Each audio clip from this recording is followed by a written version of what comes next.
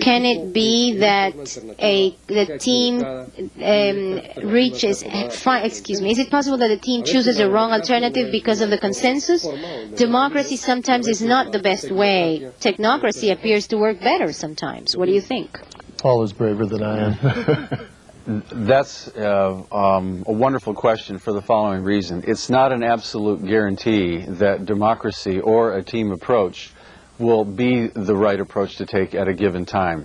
If the business environment or the educational environment is not conducive to the more democratic approach, especially if it's at a senior level management or a management level, then the timing would not indicate that a teaming approach would be the best way to go. In fact, if it is done, it can have an adverse effect, because if it's mandated and it's not clearly bought, if those people participating are not bought into the process, then it'll even be worse than not doing it at all. And now, a question coming from Zelaya, Guanajuato, Mexico. Mexico, it's not coming. Okay. And now we have another question via fax, and it's coming from Acapulco. You mentioned that transforming is the last stage of team building. Our teams just seem to go on forever. Our teams seem to go on forever without ever arriving at the transformational point. How do you know what to look for? Essentially, this reverts back to one of the initial responsibilities of a team, and that is, once they have selected a specific accomplishment to achieve, they need to be very specific in their description of it, including who should be involved, where the improvement or opportunity actually occurs, what are the specific consequences in measurable terms that will be changed, either minimized or eliminated. This helps them to define an achievable goal. In fact, as a further step, after the initial scope of the opportunity has been defined, it's worthwhile for them to check after they've identified the family of causes that they are competent to act upon and factor that in.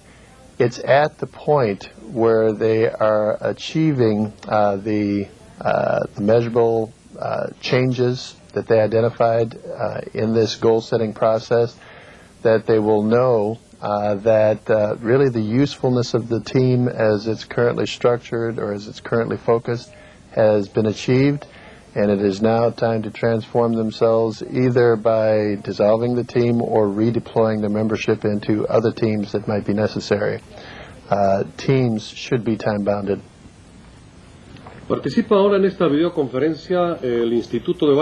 Now we have another question coming from Sinaloa, Mexico. Buenos días. Good morning. I have a question for you, for Mr. Spain. Where should we have initially, where would you recommend us to start evaluation of the process, team building, teamwork, when we have people who are different, who have different resources and who are completely different in this regard, in this respect? Where should you start to measure? Is that the question? La pregunta exactamente. Sí, buenos días.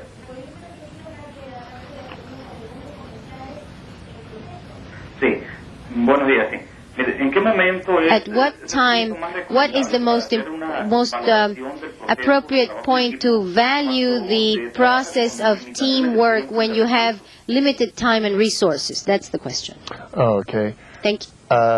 Basically, this is dictated by the need for cooperation from groups of individuals as opposed to simply individual contributors. There are certain things that simply cannot be accomplished by an individual. They do not have the resources and the authority necessary to produce the desired results. So essentially where you can begin to evaluate this in measurable terms is when you begin to describe what is the issue. And again, this gets into what is occurring that you're characterizing as a problem or an opportunity.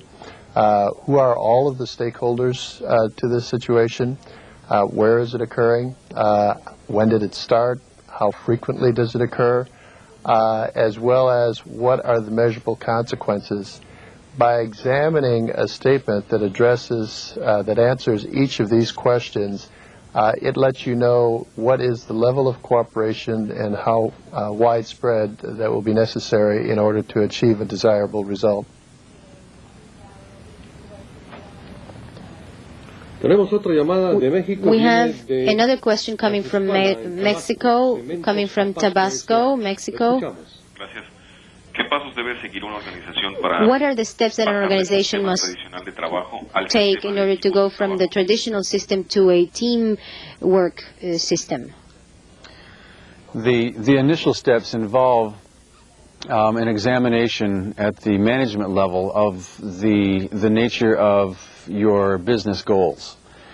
And the examination of the business goals, especially with new and emerging technologies, if it's a decision that the metrics, or excuse me, the measurements that are necessary in order to achieve those goals are falling behind, that clearly is the mandate to go ahead and look at the teaming approach. And that, as Mr. Spain has indicated, involves the brainstorming component of this.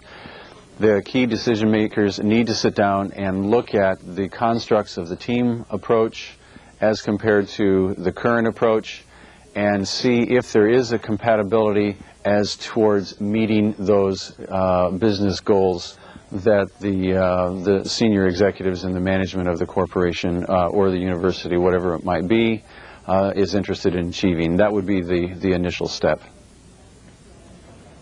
And now we have another call coming from the university in Mexico, Pan American University, Hispano-American, from Mexico. This is a question from the Universidad Hispanoamericana.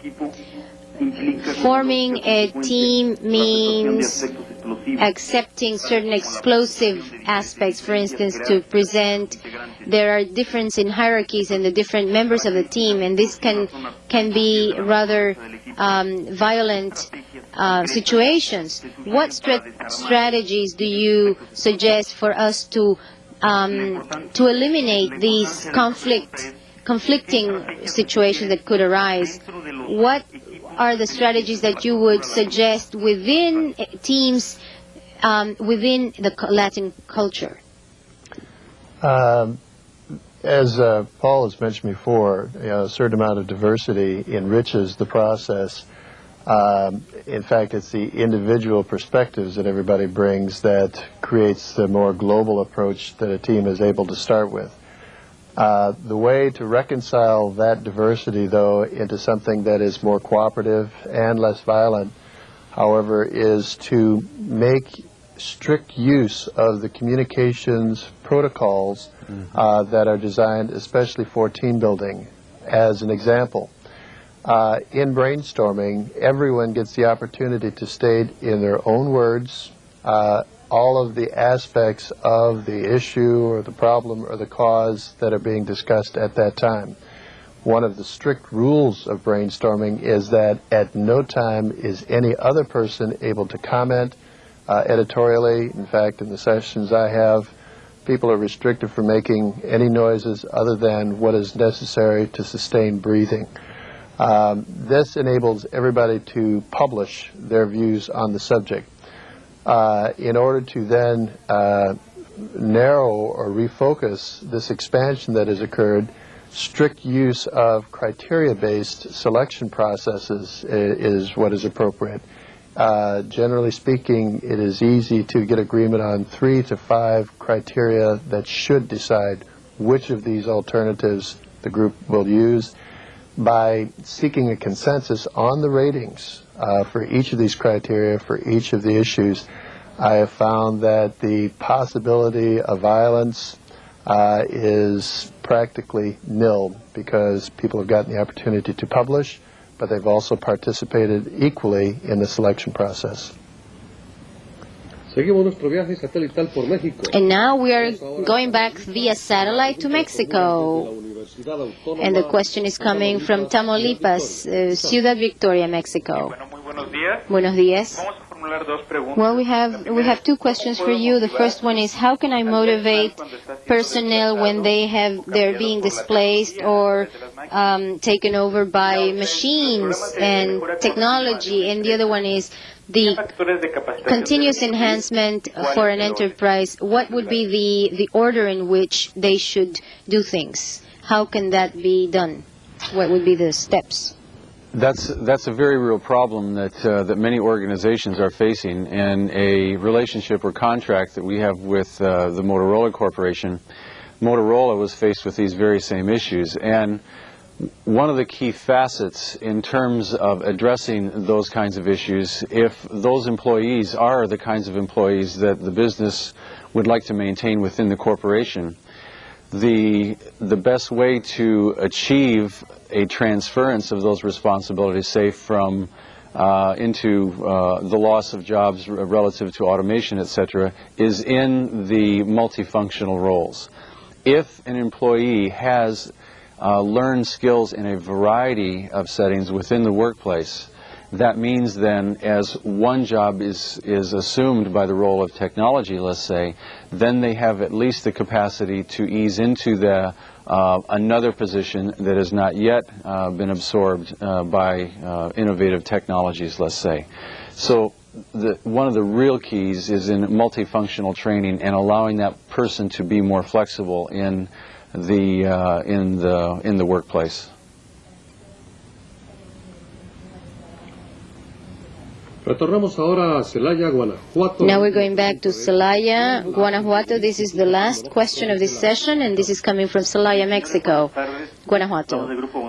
Good afternoon. We're calling from Querétaro, and this is the question. Considering that we come to a frustration point in the teams, and that's the process of decision making. I think Dr. Spain mentioned something about the DAO concept. How do you apply that to the team? The DAO concept essentially embodies identifying a clear-cut, simple method of making the decision. And again, this is why I have relied very strongly on criteria rating as a decision-making process. Even though the human mind has the ability to contain 10 million facts, at any particular point in time, they find it difficult to consider more than 3 to 5 perspectives at any one time. By subjecting all of the alternatives that you must choose from to 3 to 5 mutually agreed upon criteria, you're able to find truth and beauty in a more simplified and reliable manner. Thank you, gentlemen. Let us continue with Module 2, in which Mr. Worthington will explain how to guide an organization based on self-directed work teams.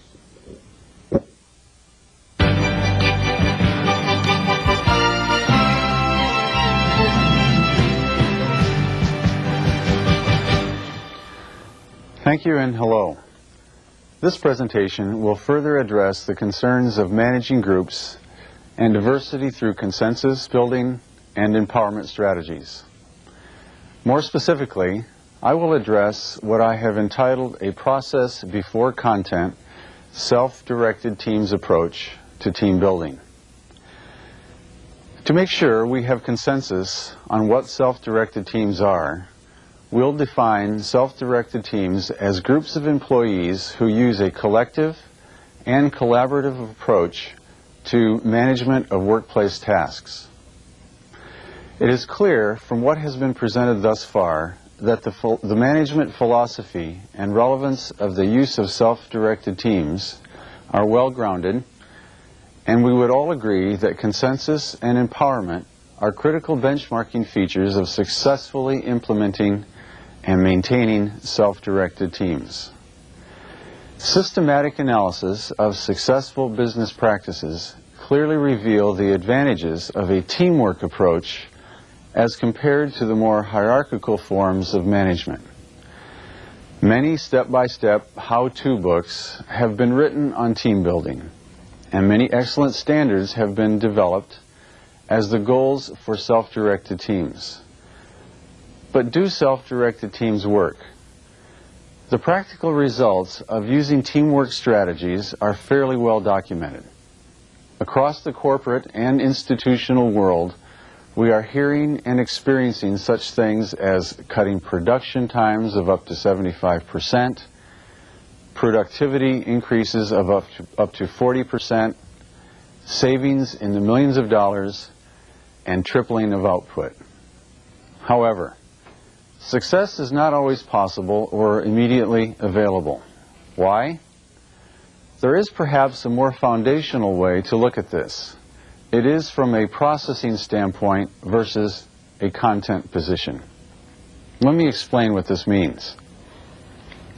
While the use of self-directed work teams is undeniably a management tool that must be used to remain competitive, the implementation of work teams has not been 100% successful.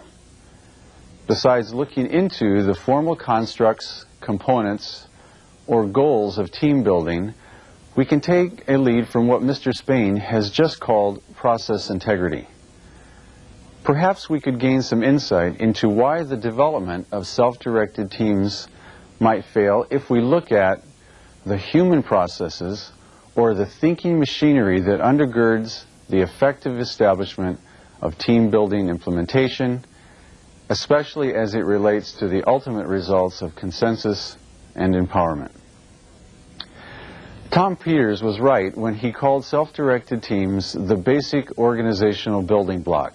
Yet, self-directed teams do not come pre-built.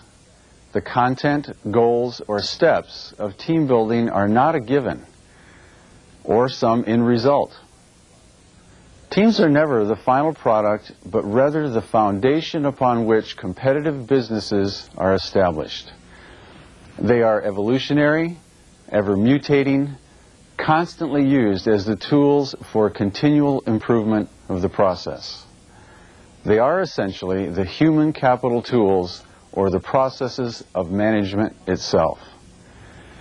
The foundation of sound business management is self-directed teams who process independently, except when?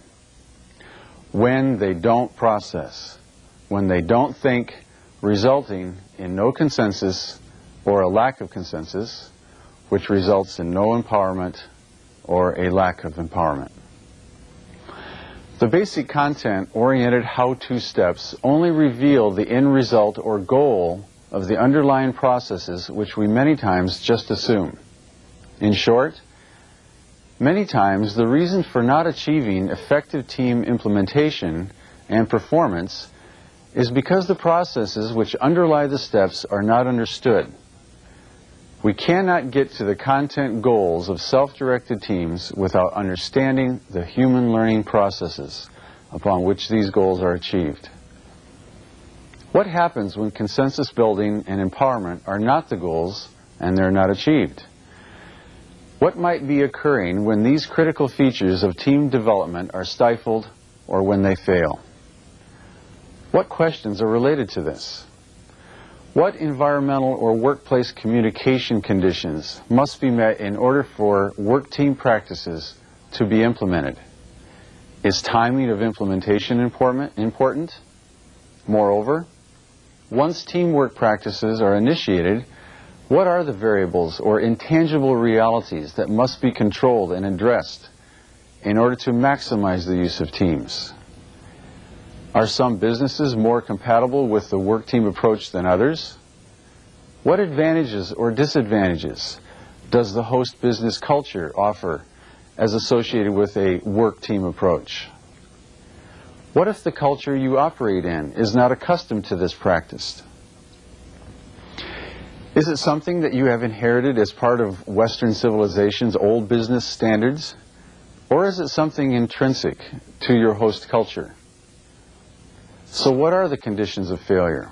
Let's look at these as related to the goals of consensus and empowerment issues within the teamwork process. If you have been implementing a team approach within your respective business or organization, perhaps you have already been faced with these questions. The beginning answer to questions associated with how teams work or why teams may not work is fairly simple, and the variables associated with effective team practices can be qualified and quantified in a fairly specific way. A cognitive process philosophy of understanding teams and building a team approach needs to be addressed. Let's look at the questions and articulate a process philosophy of team building that addresses the pre- and ongoing management processing conditions that must be met in order to make self-directed work teams work. I'll address them in order of sequence. The conditions are competency of the cognitive process from the management implementing the team process, absorbing the thinking behavior of teamwork, and development of the art of meta-thinking and communication.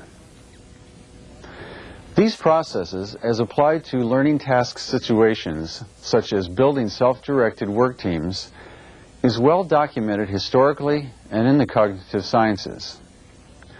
Of note is the work of Nancy Bell, who said, problem solving is only possible through the process of generating and exchanging mental pictures. Alan Pavio stated, cognition, or thinking, is proportional to the extent that the mental representations and language are integrated. And Stephen Coslin from Harvard said, representations are inextricably linked to the process of making sense of the world. They all point to the power of using imagery as a baseline of importing and exporting concept. What is imagery? Imagery is a loosely used term to describe any sensory or conceptual mental representations our brains create in order to understand what we read or what we hear. This process is fundamental to all learning, not the least of which would be making the kinds of changes required in moving to self-directed work teams. So here's some additional insight into those three conditions. Condition number one, competency of the process. The common denominator of process is imaging the old out and the new in.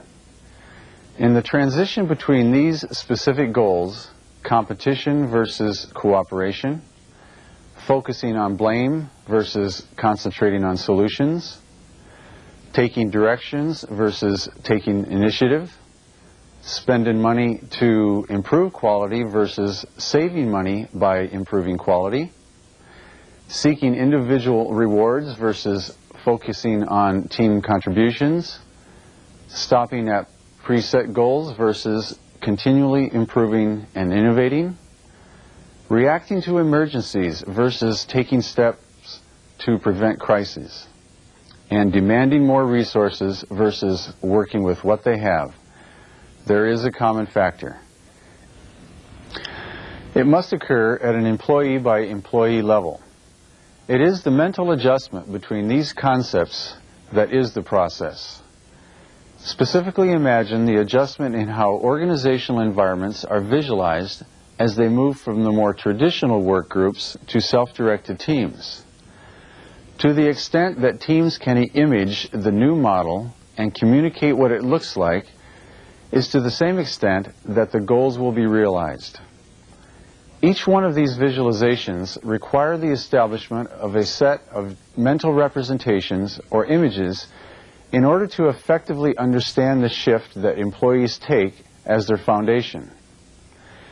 If you are in a management position getting ready to set up teams within your organization, your goals to move towards the new paradigm must have the concepts or mental representations of how your respective organization will look with the new self-directed teams.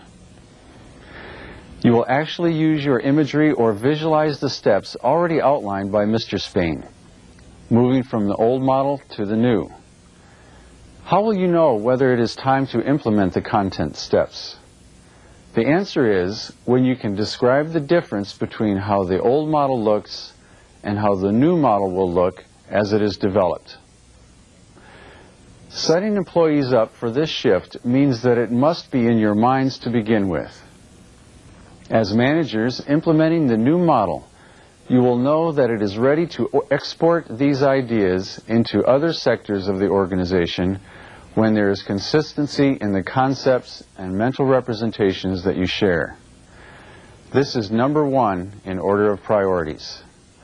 Make yourself competent in the process of generating the new representations to yourselves and to one another as managers before you set up the goals for the rest of your employees. Said another way, if you can't picture or mentally conceptualize the changes, don't ask your employees to. If you are already involved in working with teams, the process still applies. Use your imaginal projections to see where you want to be along with your employees. This brings us to condition number 2, absorbing the behavior of teamwork. This involves moving from thinking to doing and learning how to learn.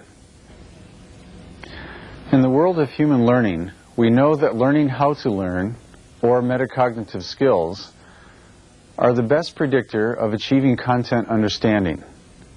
Content does not precede the process of thinking. Since the implementation of self-directed work teams involves a substantial shift in the day-to-day world of operating within any organization, why not use the most common denominator, the exchange of models via imagery, not the hierarchical old behaviorist model of rewards and punishments.